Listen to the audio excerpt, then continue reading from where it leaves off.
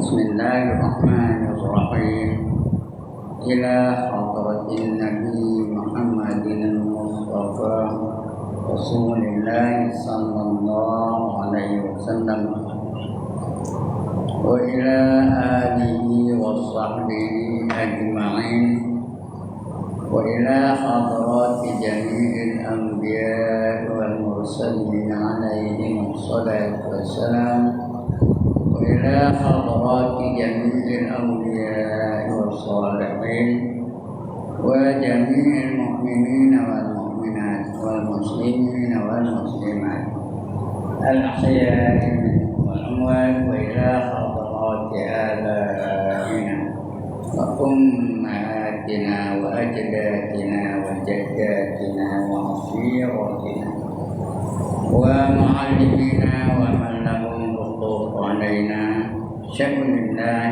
لهم الفاتحة.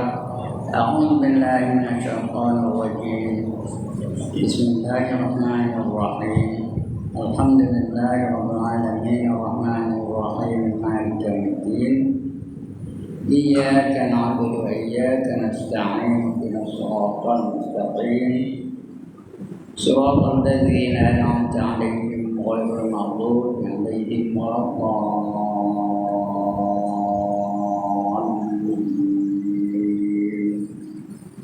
الحمد لله الذي أحيانا بعدما أماتنا وإليه النشور والصلاة والسلام على أشرف الأنبياء والمرسلين وعلى آله وصحبه أجمعين.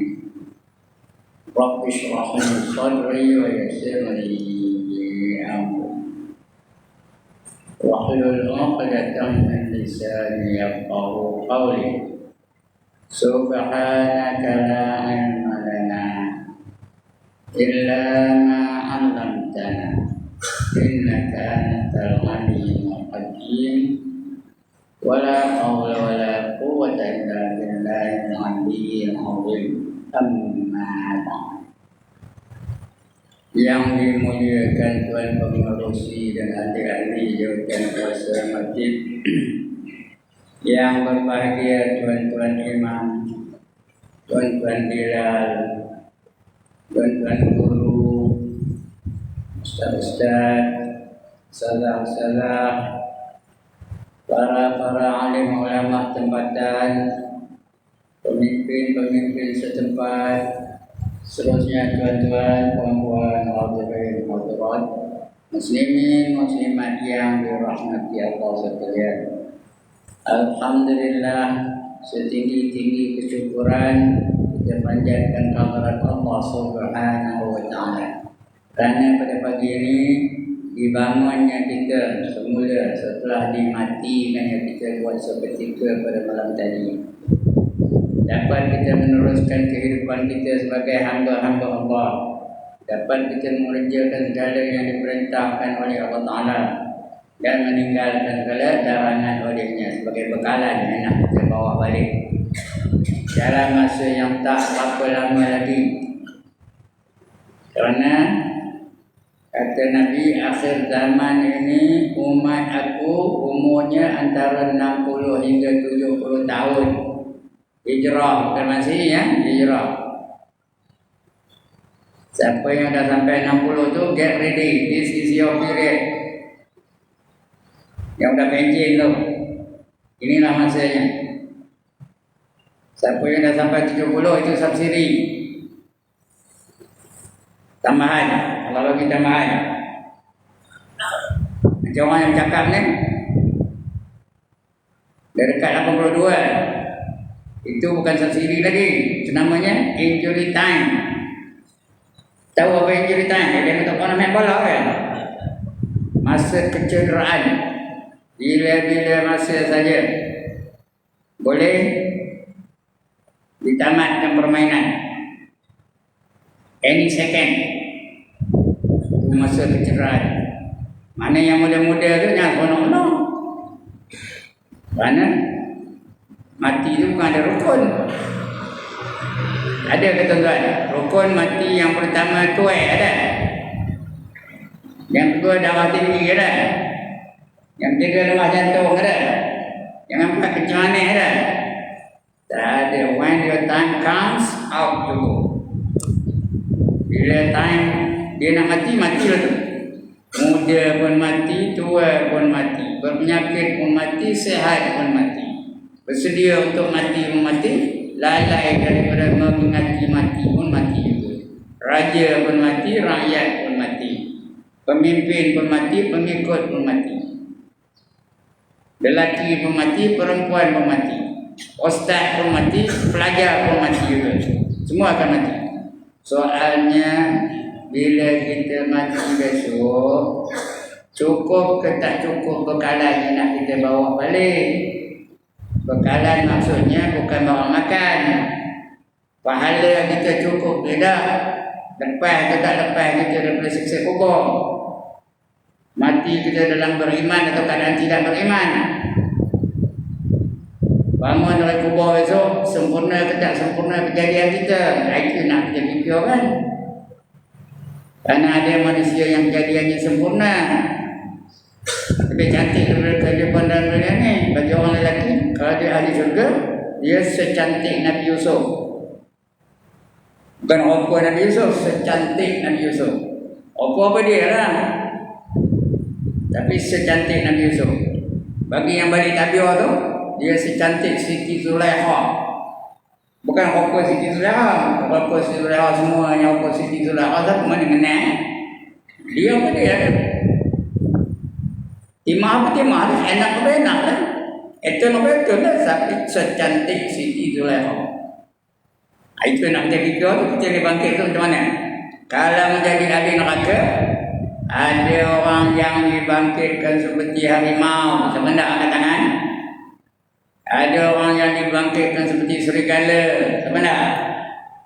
Ada orang dibangkitkan seperti kaldai. Ada orang yang dibangkitkan seperti ular. Ada orang yang dibangkitkan seperti semut. Ada orang yang dibangkitkan seperti babi pun ada. Itu kalau dia menjadi ahli neraka ya. Tapi kalau dia menjadi ahli syurga, secantik Nabi Yusuf atau secantik Siti Zulaikha. Ini yang kita fikir. Kemudian macam mana perjalanan dari kubur ke padang mahsyar? Ada yang berkenderaan, ada yang berambat, ada yang jalan kaki, ada yang merangkak, ada yang menyesut, ada yang jalan atas perut macam mana entah.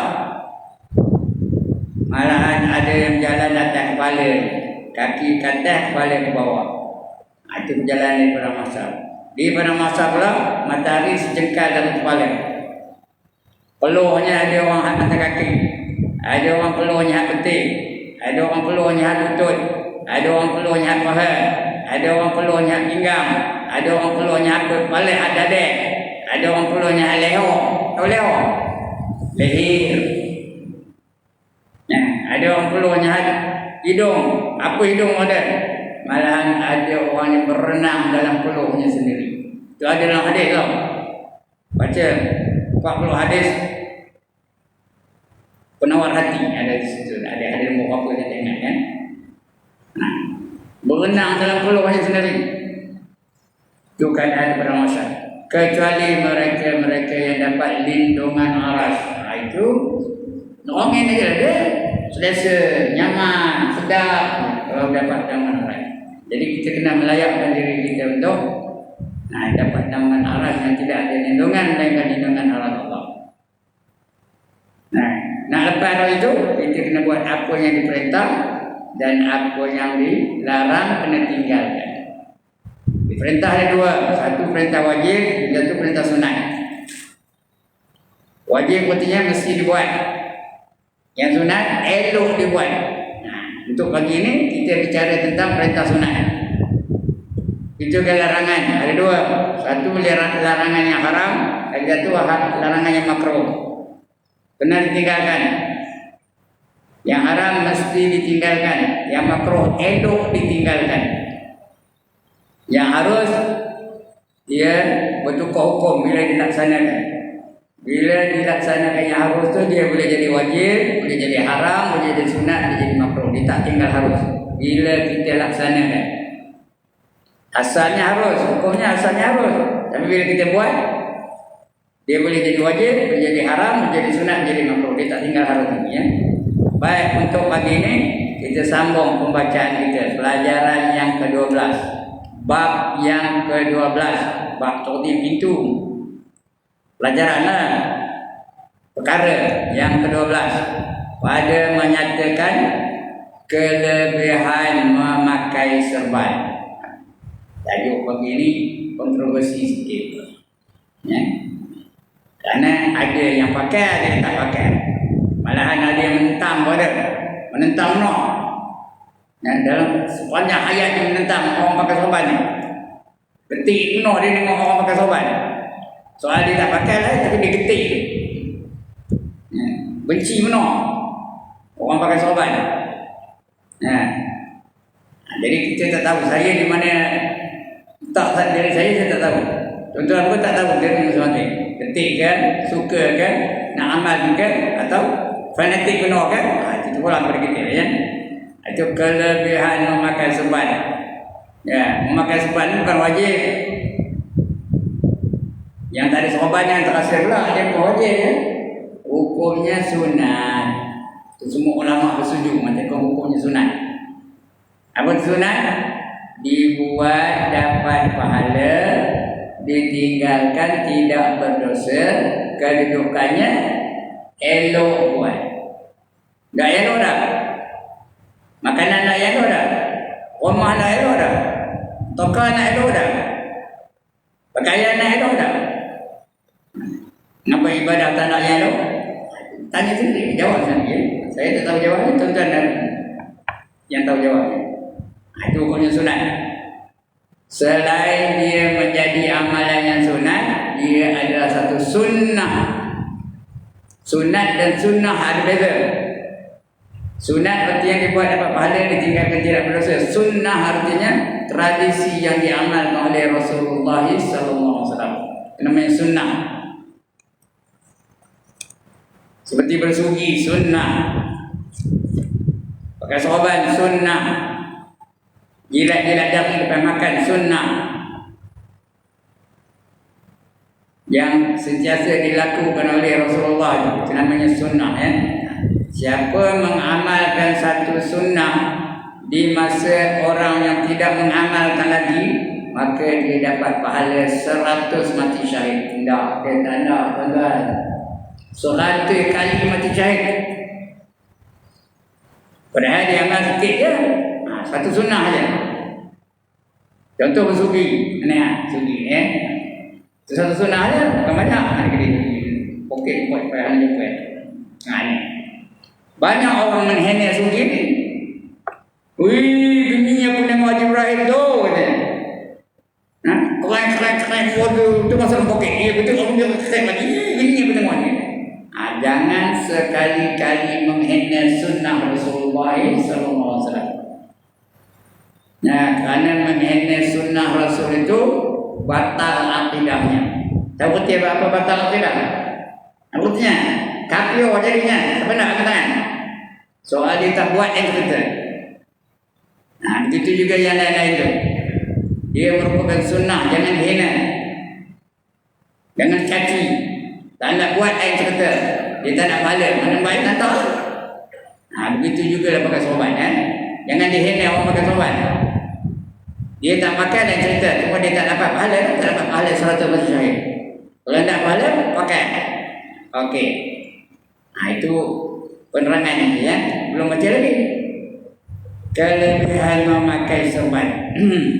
Riwayat Wasifah bin Asqa.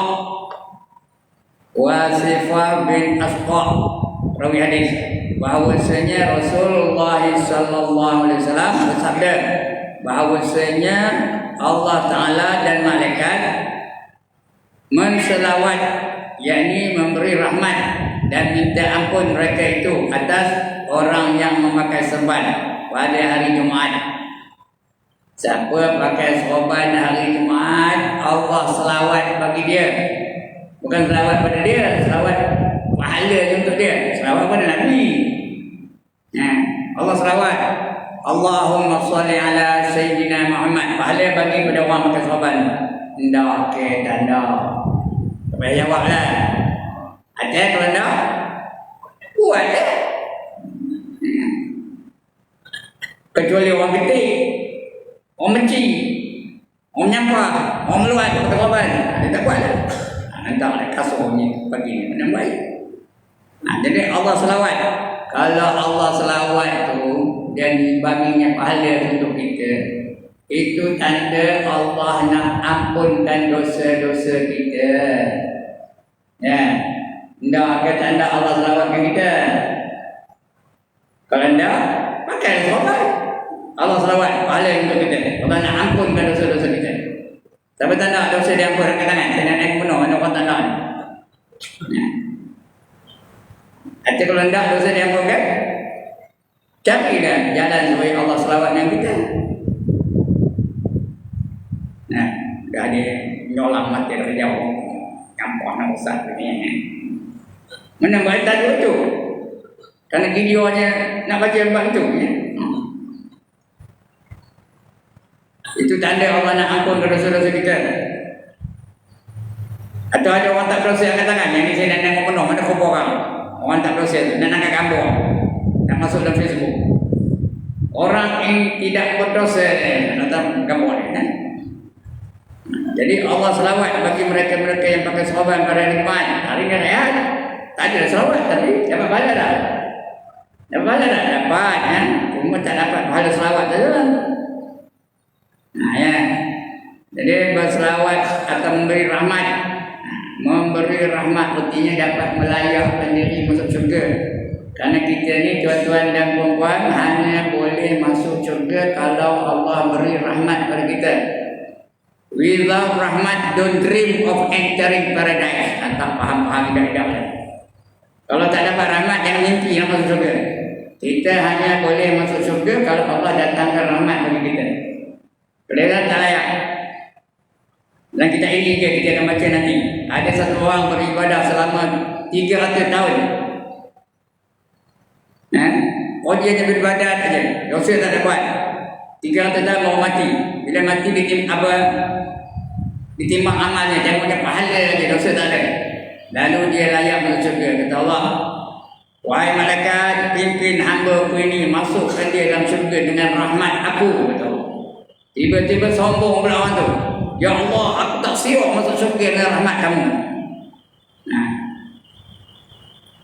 Ini kau pada masuk syurga dengan rahmat kau. Faham ni? Orang betul tinggi tak faham. Ya. Orang belum kata tak faham. Ini kau pada masuk syurga dengan rahmat kau. Aku nak masuk syurga dengan pahala ibadah aku. I don't want to go into your paradise with your rahmat. Because I think I'm qualified to go into your paradise with all the worship I've done to you. Tak faham tidak. Aku nak masuk syurga dengan pahala ibadah aku. Allah jawab baik, dicek. Layak ke tak layak pahala kamu selama 300 tahun. Ini akan kita baca insyaAllah. Belum lagi baca ni. Pagi ni preliminary dulu ya. Permulaan pengenalan dulu. Layak ke tak layak kamu masuk syurga dengan ibadah kamu tu. Kita cek. Boleh tak ibadah kamu selama 300 tahun membayar nikmat yang aku bagi kepada kamu. Nikmat Allah ada berapa banyak? Tak terhingga banyaknya.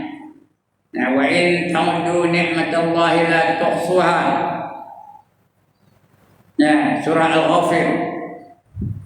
Surah Al-Ghafir. Kalau kamu nak hitung nikmat Allah, saya tiada terhitung oleh kamu. Jadi dia ambil nikmat Allah tu.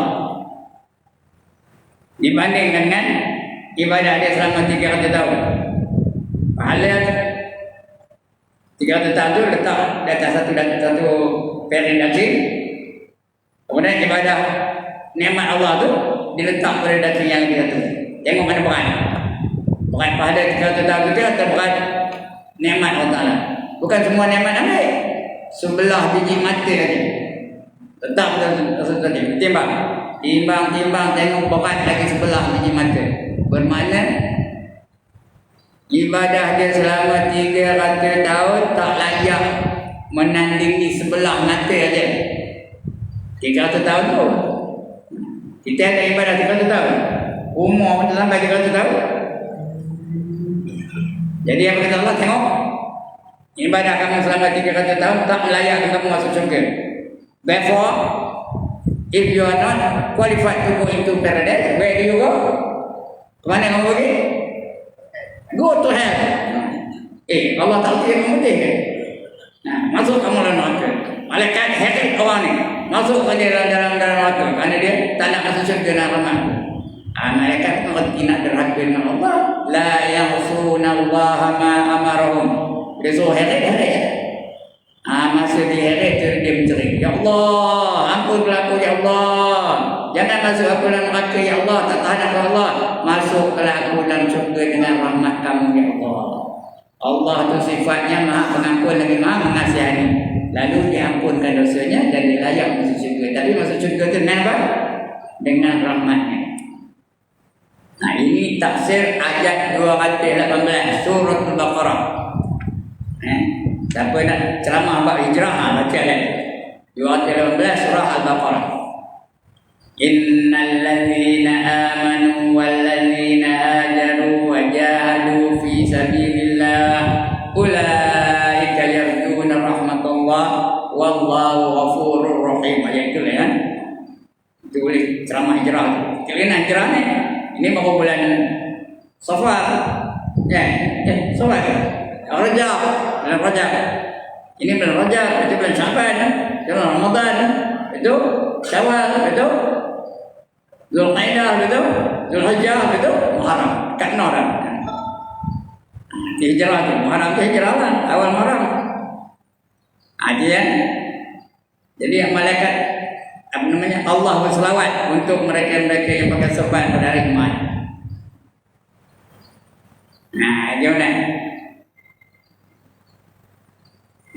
Malaikatnya menselawat, yakni memberi rahmat dan minta ampun mereka itu atas orang yang memakai sorban pada hari Jumaat. Maka jika menduka cita akan dia oleh panas umpamanya, sorban panas tak lalu. Melejat hijau. Maka tiada mengapa dengan membuang akan dia daripada kepala dahulu daripada sembahyang. Masa nak datang tak pakai tak apa. Panas-panas tak lalu makainya. Tambah kalau di Timur Tengah Timur Tengah tu panas tak lalu. Jadi tak usah pakai dulu. Tapi bila sembahyang pakai balik. Kerana kita nak sembahyang tu kena pakai sorban. Ini Nabi apa ni? Dan kemudian daripadanya lepas mayang boleh buka balik korban tak apa. Dan tetapi jangan dibuangkan dia pada waktu berjalan kepada Jumaat. Tengah nak pergi Jumaat tu, dalam jalan tu, nak makan korban. Dan pada waktu semayang, dan pada waktu khatib. Kalau khatib tengah baca khutbah, pakai korban tu. Khatib di atas mimbar dan pada waktu membaca khutbahnya seperti yang tersebut dalam Ihya. Ini keterangan ini boleh kita dapat dalam kitab namanya Ihya Ulumuddin. Tengah jalan dari rumah ke masjid tu pakai korban. Sebelum jalan tu kalau nak buka lah. Sampai masjid. Kemudian semayang tahiyatul masjid pakai korban tu. Yang ini kan. Kemudian sementara menunggu khatib naik atas, nak buka tak apa. Tapi bila khatib naik ke atas mimbar, pakai balik. Dengar khutbah pakai sorban balik. Itu juga di tengah baca tu, pakai balik. Kemudian semayang Jumaat pakai lagi. Main sunat lepas ba'diyah Jumaat pakai lagi. Betul? Nak balik pakai lagi. Dah sampai ke rumah boleh buka apa? Dan pada waktu sembahyang, pada waktu khatib di atas mimbar, dan pada waktu membaca khutbahnya seperti yang disebut dalam Al-Qiyah. Dan sabda Nabi sallallahu alaihi wasallam, al-amaimu Tijanul Arab Al-Anaimu, sahabat itu Tijanul Arab, artinya mahkota bagi orang Arab. Sahabat itu bagi orang Arab, itulah dia mahkota. Kita bukan orang Arab, tapi kita beragama Islam. Kita mencontohi Nabi kita Muhammad SAW. Kita mencontohi Nabi walaupun kita bukan Arab, karena Allah perintahkan kita supaya menjadikan Nabi itu sebagai contoh dan suri teladan. Laqad kana lakum fi Rasulillahi uswatun hasanah. Sesungguhnya untuk kamu dalam diri Rasulullah itu adalah ikutan yang terbaik. Ya? Jadi ikut Nabi itu. Nabi pakai, kita pakai kan? Tapi ada orang menentang. Semua hidup dia menentang. Orang masuk, orang ada yang menentang tu. Menentang pada sopan. Soal dia tak pakai lain cerita, menentang tu. Menghina. Jadi serban itu nisbah bagi orang Arab menempati, bukan menempati itu, menepati. M tu betul tak ada. Menepati mahkota. Mahkota itu tanda kebesaran. Raja pakai mahkota, yang Turagung pakai mahkota, Permaisuri pakai mahkota, tanda kemegahan itu lah. Tanda kehebatan, tanda ketinggian darjatnya. Itu mahkota. Nah, yang ini serban itu nisbah. Nisbah itu bandingan. Bagi orang Arab menepati mahkota bagi raja-raja. Kerana kebanyakan ada mereka itu dengan dusun. Enggak ada dusun, ada kebun. Padahal kepada mereka itu terbuka, kepala mereka itu terbuka. Bukan kepada itu betul, kepala mereka itu terbuka. Orang pergi dusun tak ada korban ya. Nak getah tak payah korban. Nyalakan tak payah korban. Yang beri benar ya. Itu macam nisbah ni macam orang pergi ke dusun lah. Padahal kepala mereka itu terbuka. Dan serban pada mereka itu sedikit, banyak yang tak, sedikit orang pakai sorban ketika pergi ke kebun sebagainya. Kemudian fa iza wada'ul qama'ima wada'u azhum wada'u izhum, maka apabila menghantar mereka itu akan serban, yakni di atas kepala mereka itu, bila dia memakai sorban itu, menghantar mereka itu akan kemuliaan mereka itu. Pakai sorban jadi mulia. Kalau dia sujud, dia jadi mulia. Sujud yang mulia, rukuk yang mulia, berdiri yang mulia. Mana dia pakai sorban ya? Mayang yang mulia. Itu tanda kemuliaan orang yang seseorang dia pakai sorban. Dan pada setengah riwayat menghantar Allah Ta'ala akan kemuliaan mereka itu. Orang bersahabat itu biasanya mulia, isi manusia pun mulia. Kalau orang jumpa dengan kita, apa? Terus dapat pangkat tuan. Iya ke dah. Orang pakai sahabat, terus dapat pangkat tuan tak? Sila tuan haji ni, ada tak? Kalau tak pakai sahabat, ya, bobi aja kepala tu. Sahabat beda apa beda? Ada orang nak panggil tuan haji? Ada kan? Kalau pakai sahabat, sila tuan haji. Mana tuan haji, mana tuan haji? Terus dapat naik pangkat. Dapat pangkat tuan haji. Tuan tinggi lah pangkat tu. Haji tu tinggi juga. Kalau dia tak kenal pun, baru jumpa. Tapi orang pakai sahabat tu, silakan tuan haji. Ya? Terus, itu otomatik dapat pangkat besar. Di dunia ni, di akhirat, di sisi Allah itu lagi hebat ya. Ya, maka apabila menghantar mereka itu akan serban, yakni ke atas kepala mereka itu dia pakai serban itu, menghantar mereka itu akan kemuliaan mereka itu. Jadi jadi mulia pencautan kejar itu, otomatis jadi mulia. Dan pada setengah riwayat menghantar Allah Ta'ala akan kemuliaan mereka itu. Allah menghantar kemuliaan bagi dia, terus otomatis akan mulia. Kalau dia pakai serban. Dan sabda Nabi Sallallahu Alaihi Wasallam, ta'ammamu fa innal malaikata ta'ammamu fa innal malaikata ta'ammamat. pakai serban oleh kamu. Ta'ammamu itu pakailah kamu akan serban. Amma itu yang serban ya. Ta'ammamu, pakailah kamu akan serban. Maka bahawasanya malaikat bahawasanya malaikat memakai serban mereka itu. Malaikat semua serban. Jibril pakai serban, Israfil pakai serban. Agak ni kita tak pernah malaikat pun.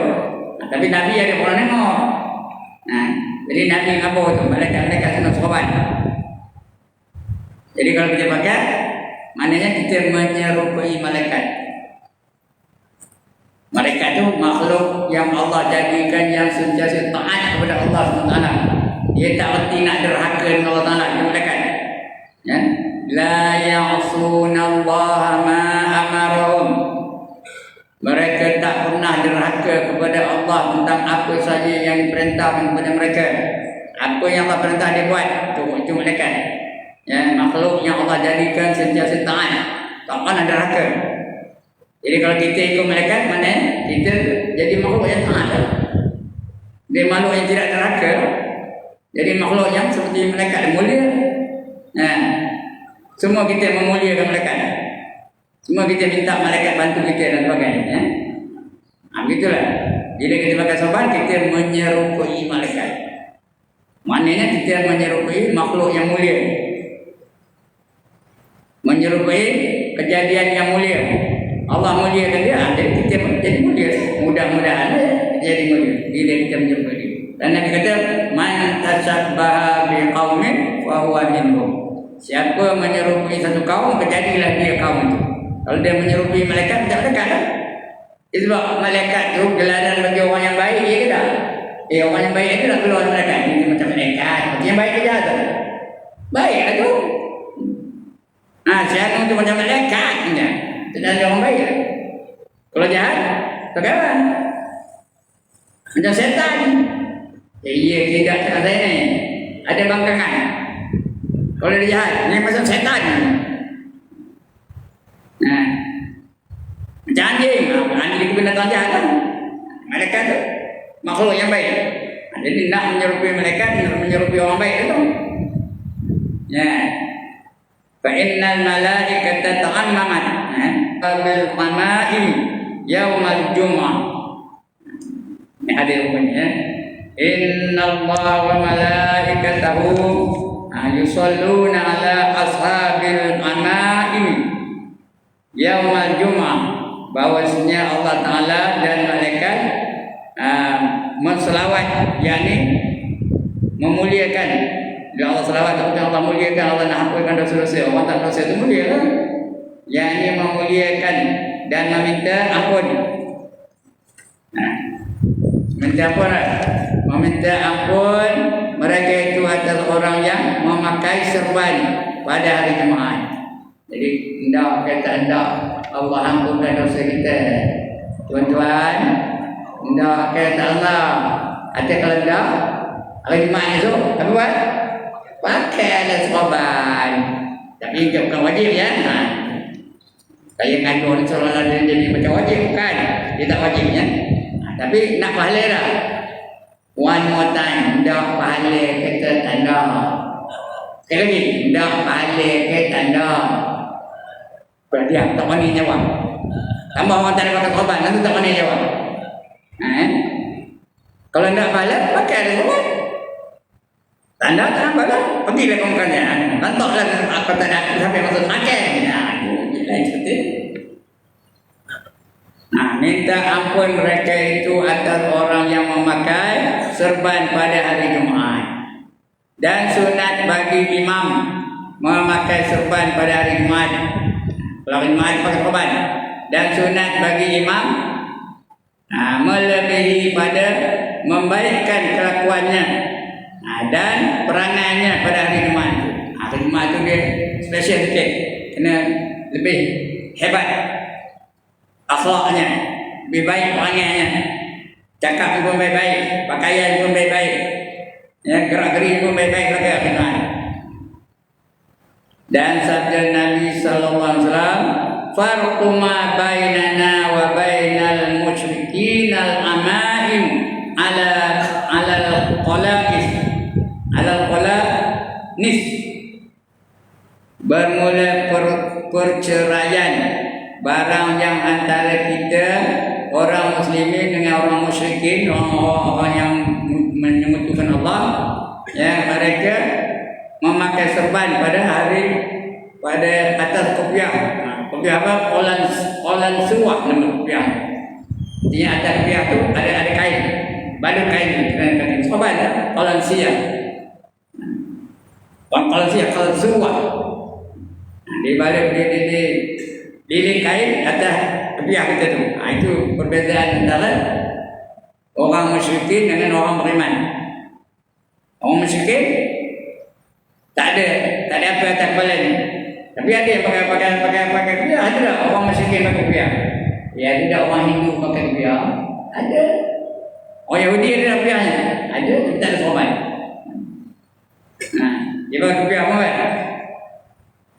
Nampak apa nak ke belakang sikit je lah. Dia pakai kopiah ni, tapi tak ada sorban.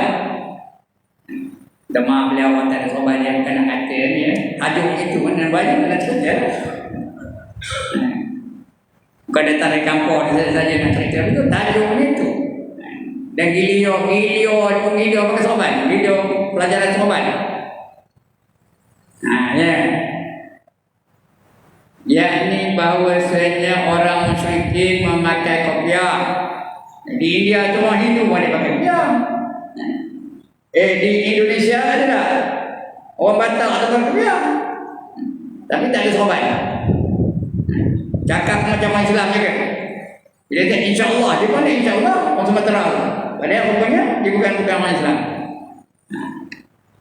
Jadi dia tak pernah pakai sorban, tapi dia pakai kopiah ada. Banyak pakai kopiah. Itu bedanya. Yang bahawasanya orang muslimin memakai kopiah dan di atasnya itu serban dan memakai kopiah, dan saya itu perangai orang musyrikin tak pakai kopiah. Itu apa? Perangai orang musyrikin, orang yang menyekutukan Allah. Pakai apanya? Bukan kopiah aja, pakai kopiah tak ada sorban. Itu orang menyekutukan Allah ya. Orang Yahudi yang betul lah. Orang Hindu mau betul juga. Orang Kristian pun ada yang macam itu. Padri Kristian ada tak pakai kopiah? Ada sorban. Ada sorban tak? Pastor. Ada kopiah tak pakai sorban. Meriwayatkan dia Abu Daud dan Tirmizi. Dan daripada Nabi sallallahu alaihi wasallam, Sallatil malaikatu 'alal muta'ammimina yaumal jum'ah. Menselawat oleh malaikat yang meminta ampun mereka itu atas orang yang memakai serban pada hari Jumaat. Sudah banyak kali dah kita baca ini ya. Hari Jumaat banyak perkawan. Jangan tinggalkan. Ya. Ini tak ada. Aku bukan haji ke dia? Sorban itu bukan untuk haji je. Sorban itu tanda orang beriman. Kalau dia tak pergi haji lagi, boleh tak pakai sorban? Boleh. Pakai lah. Kenapa? Itu ya. Lagi apa? Dan sabda Nabi SAW, Rokatani bi'imamati khairun min sab'ina rokatan bila imamah. Ini lagi hebat ya? Sembahyang 2 rakaat dengan memakai serban itu lebih baik daripada 70 rakaat daripada dengan tiada memakai serban. Orang pakai serban sembahyang dapat 70 kali ganda pahalanya berbanding dengan orang tak ada serban. Ndak ke tanda berdiam pakai jawab. Ndak ke tanda 70 kali ganda 2 rakaat tu. Kita sembahyang subuh tu 2 rakaat. Kalau 70 kali ganda dapat apa? Tanya orang yang pakai sorban. Ya. Kita sembahyang subuh tadi 2 rakaat. Kalau 70 kali ganda dapat apa? 2 kali 70 apa? 140 rakaat. Seolah-olah dia sembahyang 140 rakaat. Yang tak pakai tak ada. Mudah-mudahan terangsang hati kita untuk memakai sorban. Ada orang yang ada sorban tu pulang lari je, lipat lari, letak pakai dah. Kenapa tak? Macam mana ni hadis-hadis ni ya? cakap ni Nabi tu. Cuma martabat hadis ni dipertikaikan oleh kebanyakan hadis, ulama mempertikaikannya. Hadis ni hadis dhaif, hadis ni hadis bukan sahih, hadis ni bukan mutawatir. Tak ada dipertikaikan, tapi hadis. Bila hadis tu dia lebih baik daripada cakap Haji Ibrahim, dia lebih baik daripada cakap Tok Imam, dia lebih baik daripada cakap siapa-siapa saja mana dia hadis. Dari Munawi, sikit lagi tuan. Kita ambil gambar ni. Kerana kontroversi sangat tajuk ini. Nampak ni? Tapi habiskan je.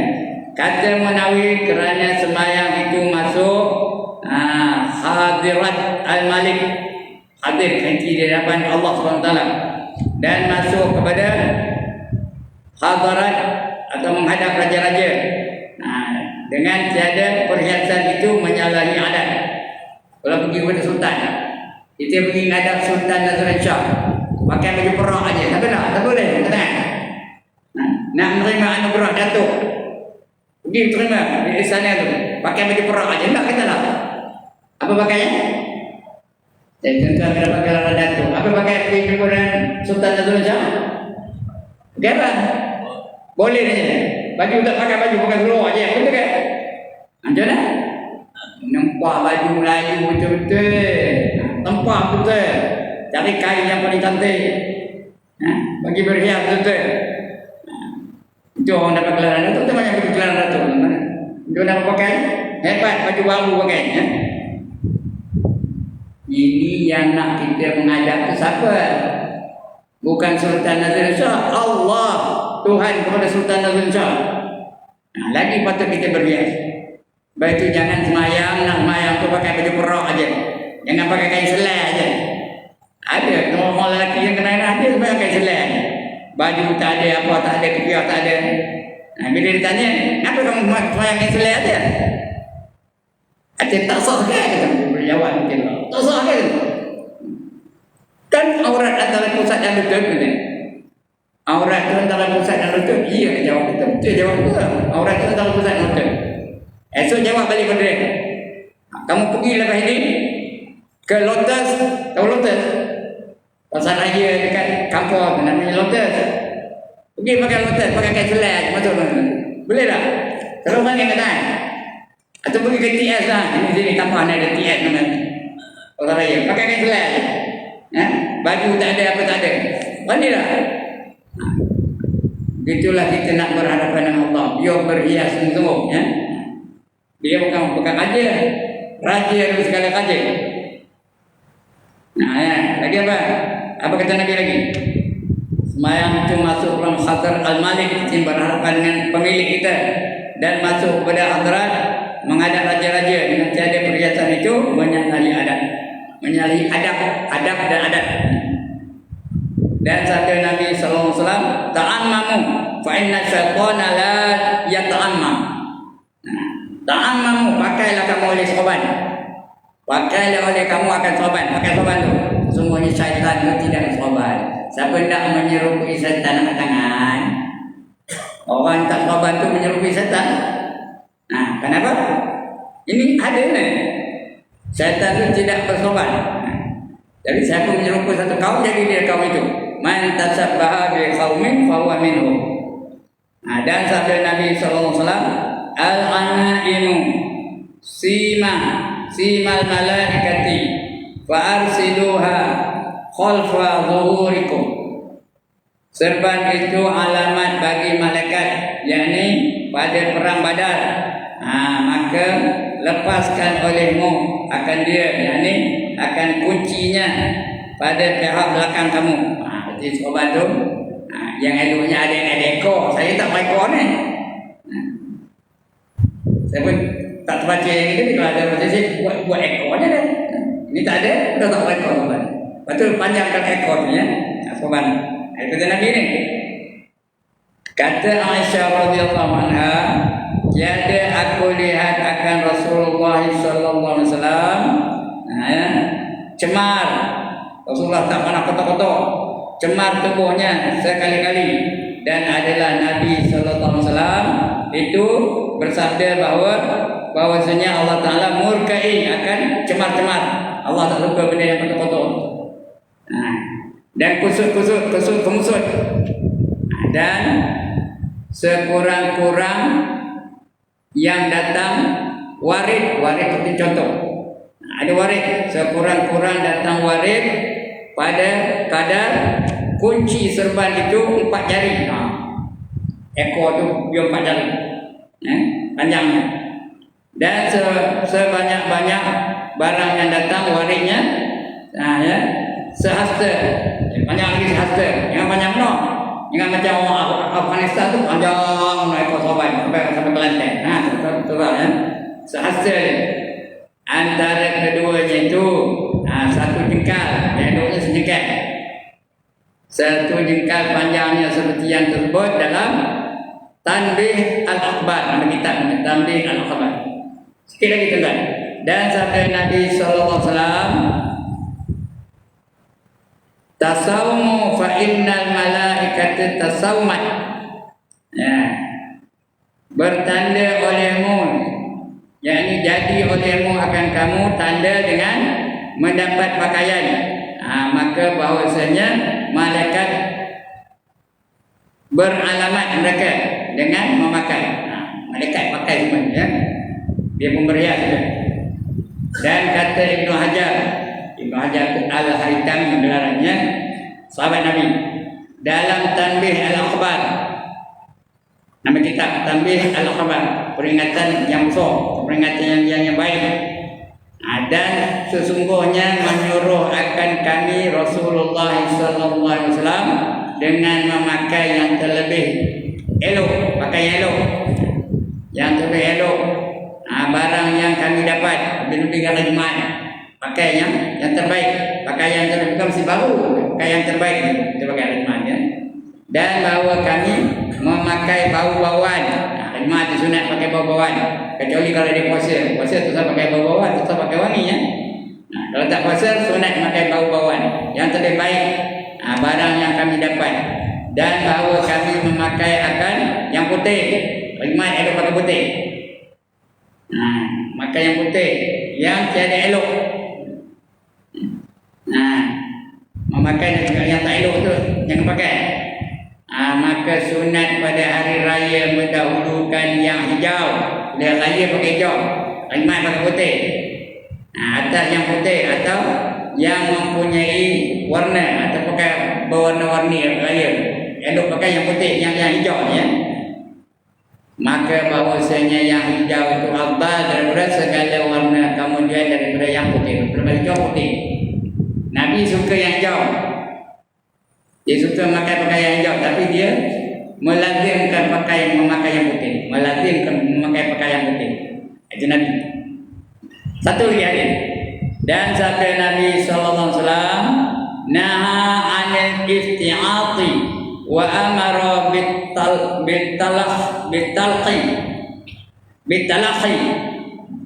ditegah daripada i'tiqad, yakni memakai serban dengan tiada balut. Artinya pakai sorban aja, tak ada biar. Ambil kain tu balut aja. Itu ada tak? Ada tak bangsa yang pakai orang tu? Ambil kain balut je kepala. Biar tak ada? Ada tak? Orang siapa? Mana tengok ke mana? Bangsa apa? Bangsa Sikh. Ya ke tak? Kain aja. Tak boleh. Dia tegah daripada iqti'ah, yakni memakai serban dengan tiada balut di bawah dagu. Dan disuruh dengan talahi, yakni memakai serban dengan dibalutkan di bawah dagunya ya. Wallahu a'lam. Itu cerita sahabat ya. Jadi ini bukan nak mengkritik orang yang tak ada sorban tu. Kalau rasa berfaedah, rasa nak pahala, rasa nak semayang berapa kali ganda? Berapa kali ganda tuan-tuan? 70 kali ganda. Berbanding dengan kalau tak pakai sorban, 2 rakaat kita semayang dapat 70 kali ganda. Kali 2. Kali 70, bukan kali 2, kali 70. Mayang ni 2 rakaat tapi kali 70. Macam kita senang subuh tadi, dapat orang yang pakai sorban, berapa orang berkuat nak tengok. So bilang ya. Seorang-seorang berinya dapat mudah-mudahan. Kalau betul ya semayangnya. Kalau tak betul tak dapat apa-apa pahala pun. Bacaan nak betul, gerak-geriknya nak betul, dapat pahala 70 kali ganda. Dapat 140 pahala. Di samping subuh berjemaah tu dapat pahala seolah-olah dia beribadah sepanjang malam. Alright, cuba kawan. Akan datang cerita tentang puasa. Kita nak masuk bulan puasa ya. InsyaAllah. Kalau banyak ngomong lah. Kalau padam, padam lah. Panggil ustaz lain, banyak ustaz lain yang mengajar ya. Kita ini Ustaz Mastur mengajar di pondok tempat kata. Ni kita ni. Ustaz Mastur mengajar di pondok ya. Saya mengajar sini. Baik, sekian dulu tuan-tuan dan puan-puan. Ada perempuan tak ada sobat?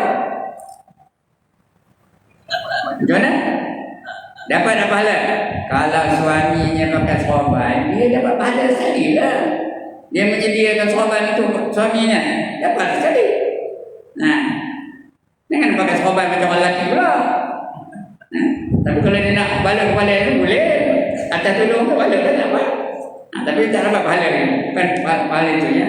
Dia kalau dia menyediakan sorban untuk pahala untuk suaminya, dia dapatkan ya. Kerana dia bukan banyak benda yang yang perlu dilakukannya. Tapi kalau suaminya buat, dia dapat pahala. Alright. Macam suami pergi berjemaah, dia tak berjemaah, tapi dia menyediakan alat-alat suami untuk berjemaah, dia dapat pahala jemaah itu ya. Alright, sekian dulu. Sebelum saya tutup, ada siapa-siapa nak bangkang? Ini banyak yang tak setuju ni ya. Ada nak bangkang? Tak ada. Setuju belakang lah. Ada? Kalau setuju? Kalau setuju? Apa buat? Pakai lah. Ini simpan lemari buat apa? Sampai makainya? Lipat? Cicak? Tikui? Pakai lah. Nak kepala. Bagi orang beriman dia tentu nak kepala tu. Jadi pakai lah. Jemaah ya. Saya bukan kerana saya pakai ni, saya boleh menunjuk orang pakai tak. Tapi tajuknya itu kena kabul. Sekian dulu. Ada soalan? Tak ada juga. Faham belakang ya? Alhamdulillah. Banggalah saya kerana dapat murid-murid yang bijak belakang. Saya jatuh dapat. Bukan kerana gurunya pandai, kerana murid-murid yang pandai. Kalau dia tak dapat, bukan kerana